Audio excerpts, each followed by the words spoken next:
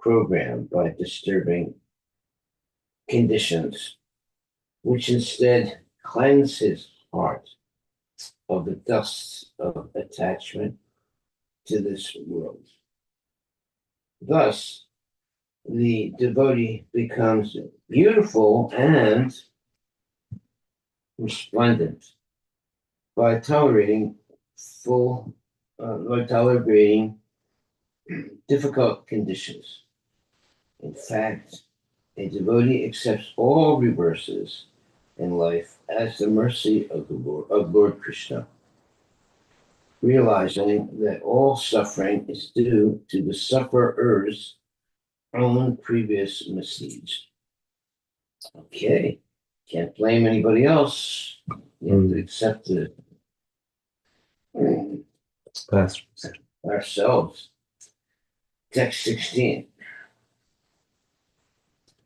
During the rainy season, the roads, not being cleansed, become covered with grass and debris and were thus difficult to make out. These roads were like religious scriptures that Brahmanas no longer study and that thus become corrupted and covered over with the passage of time. Text number 17. Though the clouds are the well-wishing friends of all living beings, the lightning, fickle in its affinities, moved from one group of clouds to another, like lusty women, unfaithful, even to virtuous,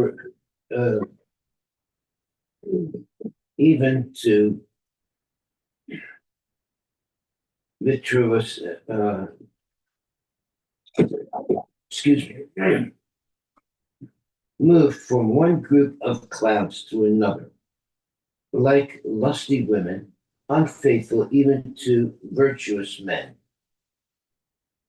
Purport by Srila Prabhupada. Srila Prabhupada comments, during the rainy season, lightning appears in one group of clouds and then immediately in another group of clouds. This phenomenon is compared to a lusty woman who does not fix her mind on one man. A cloud is compared to a qualified person because it pours rain and gives sustenance to many people. A man who is qualified similarly gives sustenance to many living creatures, such as family members or many workers in business. Unfortunately, his whole life can be disturbed by a wife who divorces him. When the husband is disturbed, the whole family is ruined.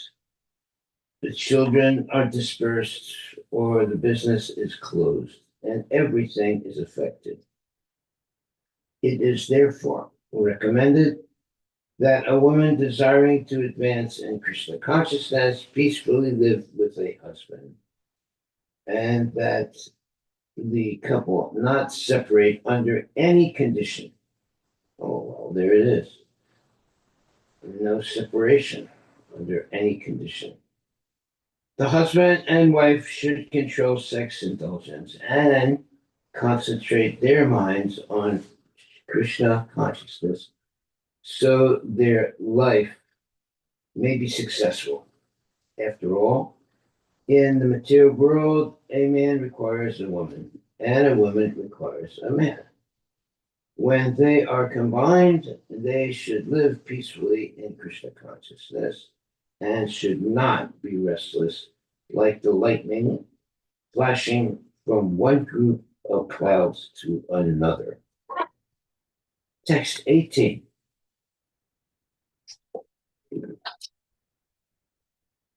When the curved bow of Indra, the rainbow, appeared in the sky, which had the quality of thundering sound.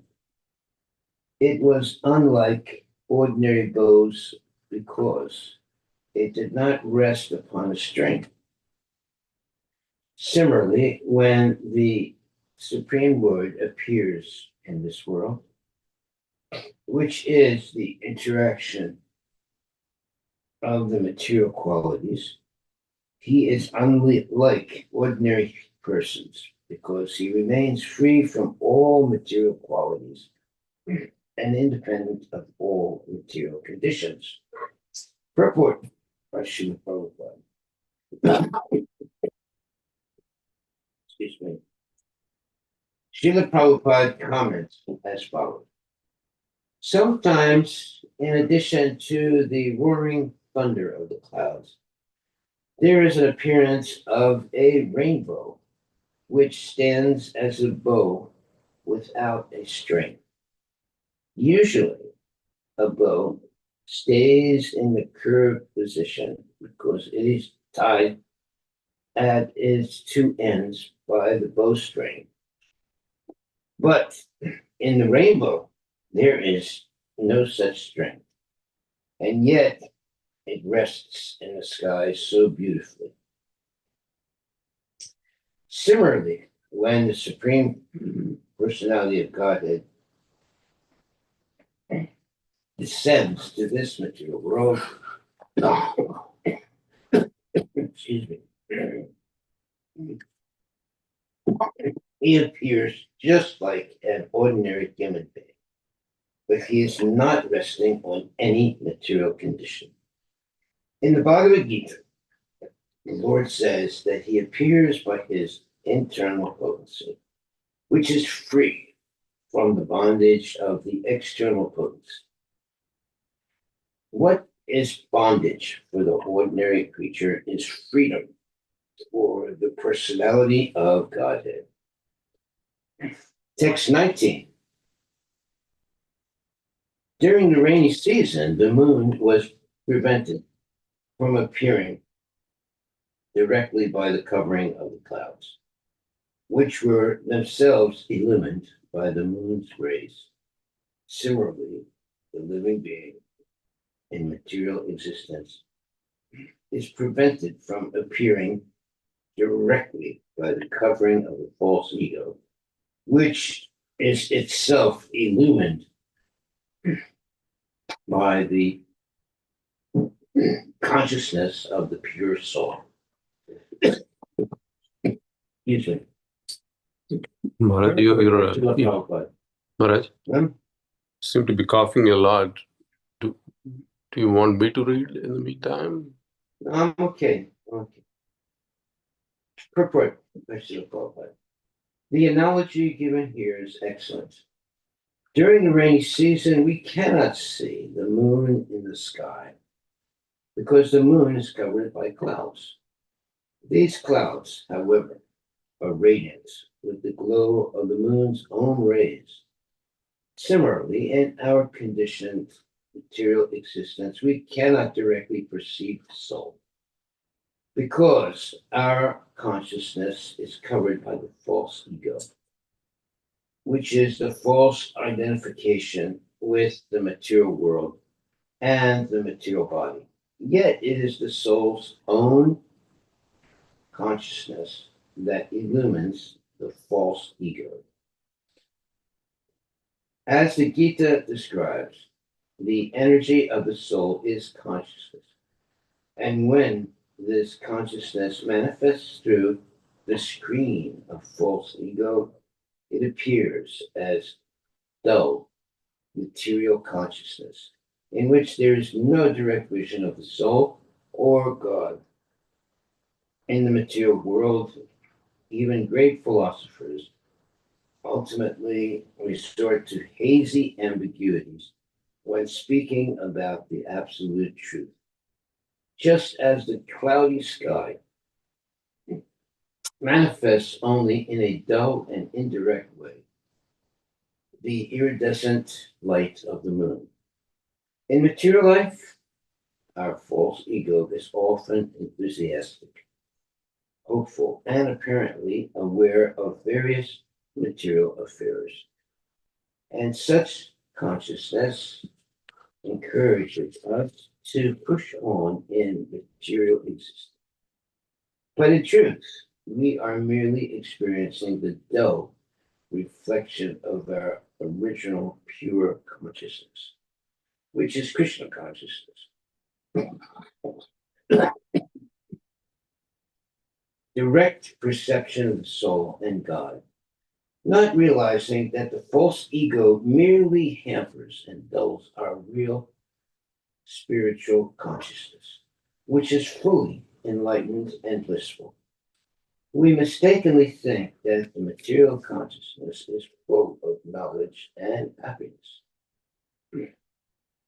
This is comparable to thinking that the luminous clouds are lightening up the night sky, while in fact it is the moonshine that illumines the sky, and the clouds are merely dull and hamper the moonshine. The clouds appear luminous because they are filtering and impeding the brilliant rays of the moon. Similarly, at times, material consciousness appears pleasurable or enlightened because it is screening or filtering the original blissful and enlightened consciousness coming directly from the soul. If we can understand the ingenious analogy given in this verse, we can easily advance in Krishna consciousness. Okay. Well,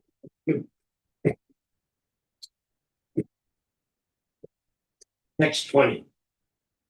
The peacocks became festive and cried out in joyful greeting when they saw the clouds arrive, just as people distressed in household life feel pleasure when the pure devotees of the infallible Supreme Lord visit them. Purport by Srila Prabhupada. After dry summer season, the peacocks become jubilant with the arrival of the first thundering rain clouds, and thus they dance in great happiness. Srila Prabhupada comments, we have practical experience that many of our students were dry and morose previous to their coming to Krishna consciousness. But having come in contact with the devotees, they are now dancing like jubilant peacocks. Haribol. Text 21. The trees that had grown thin and dry, but after they drank the newly fallen rainfall through their feet, their various bodily features blossomed. Similarly, one whose body has grown thin and weak from austerity again exhibits its healthy bodily features upon enjoying the material objects gained through that austerity. Sorry.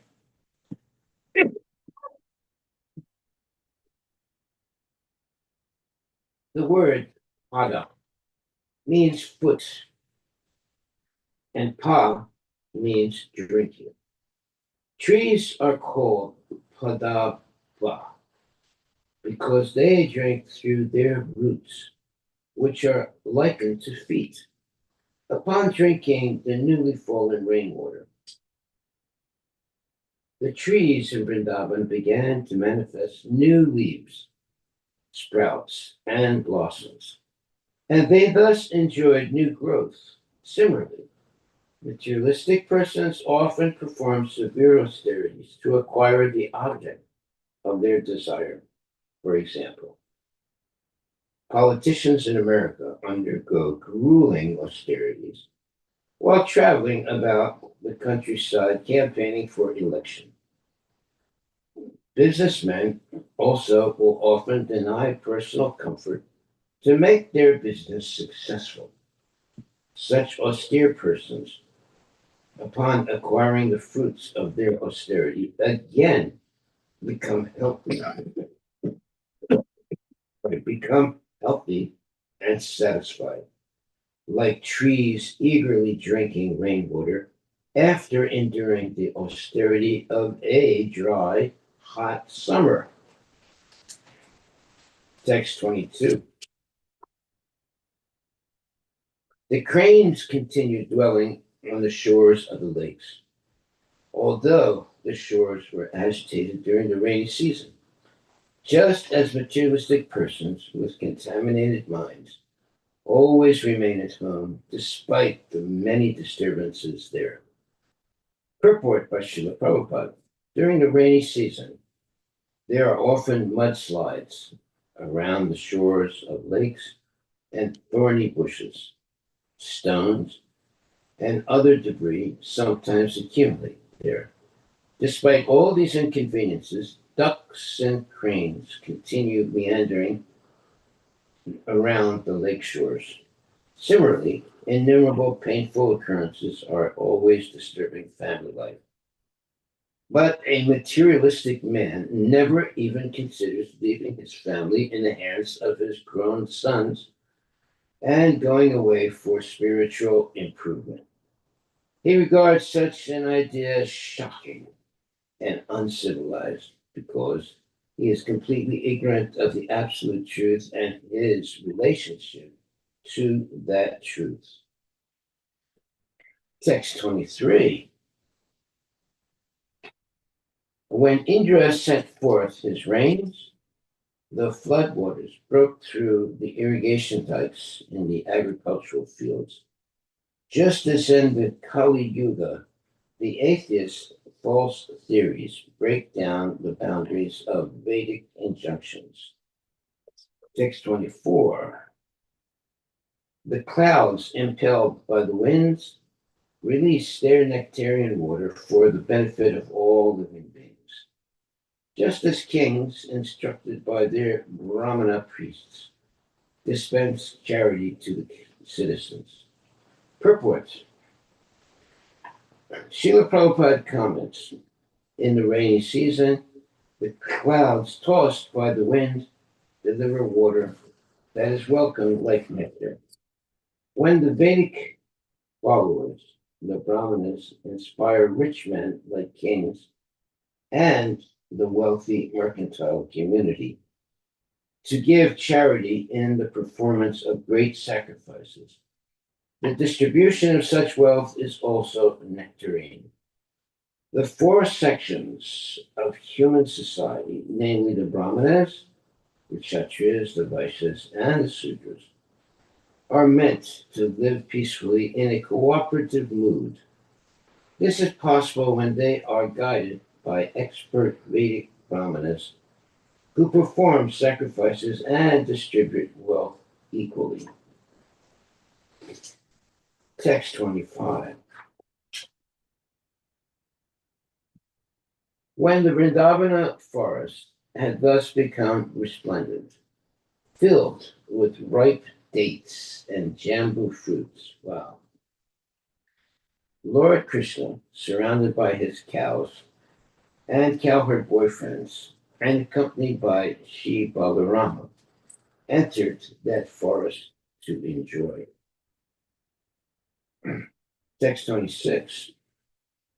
The cows had to move slowly because of their weighty milk bags, but they quickly ran to the Supreme Personality of Godhead as soon as he called them, their affection for him causing their udders to become wet. Purport by Srila Prabhupada. Srila Prabhupada comments, the cows being fed by new grasses became very healthy, and their milk bags were all very full. When Lord Krishna called them by name, they immediately came to him out of affection, and in their joyful condition, the milk flowed from their bags. Text 27. The Lord saw the joyful Aborigine girls of the forest, the trees dripping sweet sap, and the mountain waterfalls, whose resounding indicated that they were caves nearby. Interesting. Text 28. When it rained, the Lord would sometimes enter a cave or the hollow of a tree to play and eat roots and fruits. Srila Sanatana Goswami explains that during the rainy season, bulbs and roots are very tender and palatable. And Lord Krishna would eat them along with wild fruits found in the forest. Lord Krishna and his young boyfriends would sit in the hollow of a tree or within a cave and enjoy pastimes like waiting for the rain to stop. Lord Krishna would take his meal of boiled rice and yogurt sent from home in the company of Lord Sankarsana and the cowherd boys who regularly ate with him. They would all sit down to eat on a large stone near the water. Text 30 and 31. Lord Krishna watched the contented bulls, calves, and cows sitting on the green grass and grazing with closed eyes. And he saw that the cows were tired from the burden of their heavy milk bags. Thus, observing the beauty and opulence of Vrindavana's rainy season, a perennial source of great happiness, the Lord offered all respect to that season, which was expanded from his own internal potency. Purport by Srila Prabhupada. The lush beauty of the rainy season in Vrindavana is meant to enhance the pleasure pastimes of Sri Krishna. Thus, to set the scene for the Lord's loving affairs, his internal potency makes all the arrangements described in this chapter. Text 32. While Lord Rama and Lord Keshava were thus dwelling in Vrindavana, the fall season arrived. When the sky is cloudless, the water clear, and the wind gentle. Text 33. The autumn season, which regenerated the lotus flowers, also restored the various bodies of water to their original purity. Just as the process of devotional service purifies the mind of the fallen yogis when they return to it. Text 34. Autumn cleared the sky of clouds, yet the animals get out of their crowded living conditions, cleaned the earth of its covering of mud, and purified the water of contamination. In the same way that loving service rendered to Lord Krishna frees the members of the four spiritual orders from their respective trouble. Purport by Srila Prabhupada. Every human being must perform the prescribed duties corresponding to one of the four spiritual orders of life. These divisions are 1. Celibate student life, brahmacharya. 2. Married life, grihastha.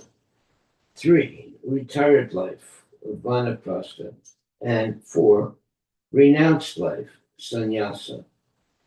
A brahmachari must perform many menial duties during his student life, but as he becomes advanced in loving service to Krishna, his superiors recognize his spiritual status and elevate him to higher duties. The innumerable obligations performed on behalf of wife and children, constantly harass a householder. But as he becomes advanced in loving service to Krishna, he is automatically elevated by the laws of nature to more enjoyable spiritual occupations. And he somehow minimizes material duties. Those in a vanaprastha or retired order of life also perform many duties, and these can also be replaced by ecstatic, loving service to Krishna. Similarly, renounced life has many natural difficulties, not the least of which is that sannyasis or renounced men are inclined to meditate on the impersonal aspect of the absolute truth. As stated in the Bhagavad Gita 12.5, Klesa dikaritas te sam avyakta sakta sam.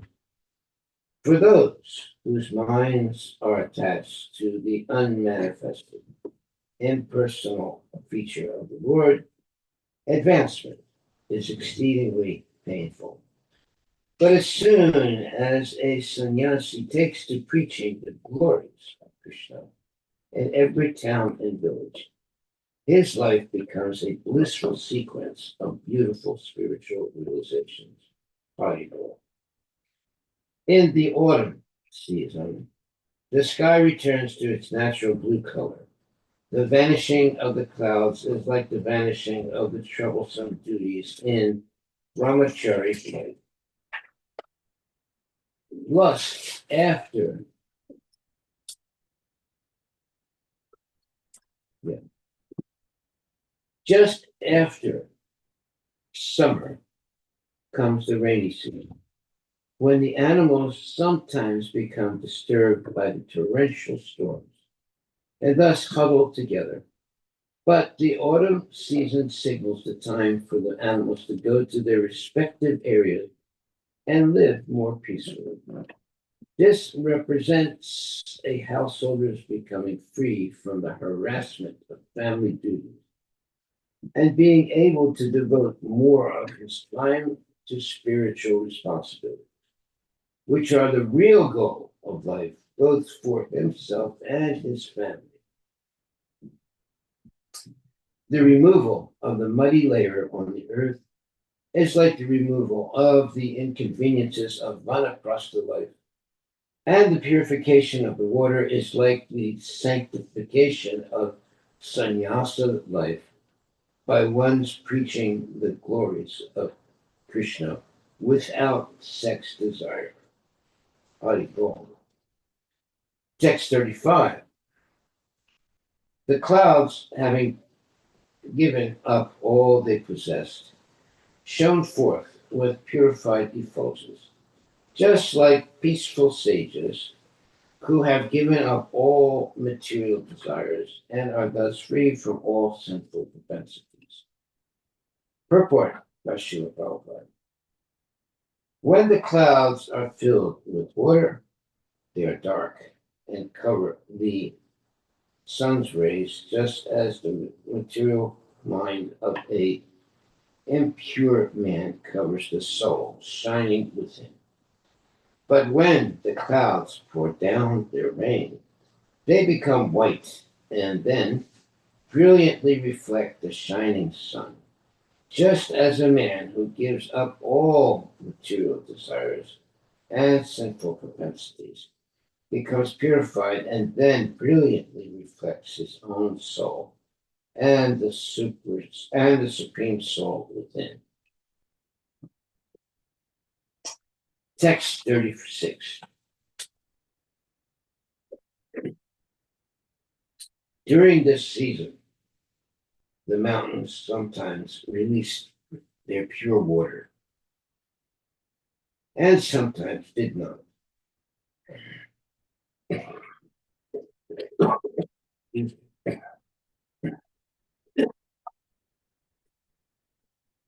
Just, just as experts in transcendental science sometimes give the nectar of transcendental knowledge and sometimes do not. Purport. The first part of this chapter described the rainy season, and the second part has been dealing with the autumn season, which begins when the rain stops. During the rainy season, water always flows from the mountains. But during the autumn, the water sometimes flows and sometimes does not. Similarly, great saintly teachers sometimes speak expansively on spiritual knowledge, and sometimes they are silent. The self realized soul is closely in touch with the Supreme Soul. And according to his desires, a competent spiritual scientist may or may not describe the absolute truth, depending on the specific circumstance. Excuse me. Text 37. Text 37. The fish swimming in the increasingly shallow water did not at all understand that the water was diminishing, just as foolish family men cannot see how the time they have left to live is diminishing with every passing day. Purport by Srila Prabhupada. After the rainy season, the water gradually goes down, but stupid fish do not understand this. Thus, they are often stranded on the lake shores and rivers banks. Similarly, those infatuated with family life do not understand that the remainder of their life is constantly decreasing. Thus, they fail to perfect their Krishna consciousness and are stranded in the cycle of birth and death. Text 38. Should we pause for Huh? today? Huh? You're continuously coughing, Maharaj. Let's pause for today here. Because the Okay. more you read, it will hurt your throat. Okay, no problem. Yeah. We'll stop at and start tomorrow on text 38. Yes, Maharaj. Yeah. Hare Krishna, Hare Krishna, Krishna Krishna, Hare Hare. Hare Ram, Ram Ram, Hare Hare. Prabhupada ki jai.